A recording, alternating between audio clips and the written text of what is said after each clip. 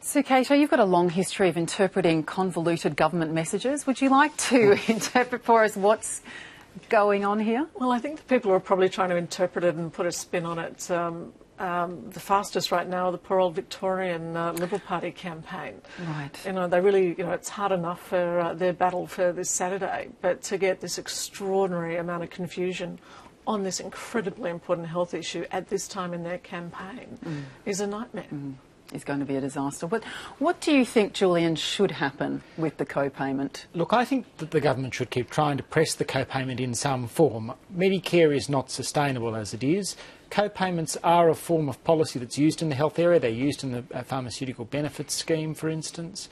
I suspect this will be one of those policies that the government keeps in its back pocket until such time as in a future term it might control the Senate, or it looks at a lower price for the co-payment.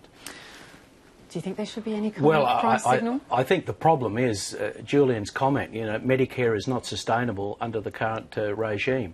I mean, that sends the message out that the Australian people, through the Parliament, creating a medical scheme available for all Australians, independently of their means, to look at their needs and interests on an individual basis. What the government's saying is we don't believe in that principle.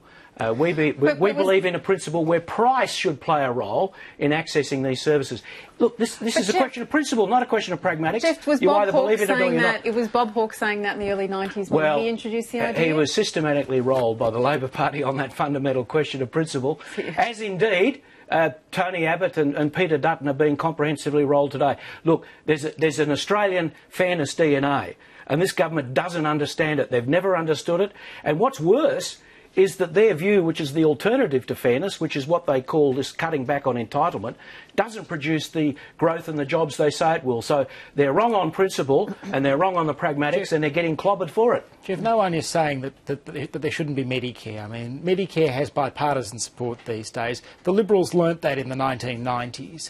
But you have to look at the sustainability of programs. When we have an ageing population, you have greater calls on the health system. As a former state premier, you'd know that the cost of healthcare is going to gobble up state budgets. It's going to gobble up Commonwealth budgets. But Julian, what kind of protections do you think should be in place? Because there is evidence to show that it is the chronically ill and low-income people who suffer the most from these kinds of payments and do get sicker. Well, I think you have to remember that there were some protections in the scheme that's been put forward. I mean, it was only a maximum of 10 visits, so it's $70 across a year. After that, it becomes free. They may have needed to look at specific other exemptions for particular cases, say someone with cancer or chronic illness. But Julian, don't you understand that the message you're sending out and the message the government's sending out all the time is that the people that are having to pay for our budget for the long term, the focus is on people who are already on a low income, people who are already struggling to meet that. They're the people you're focusing on all the time.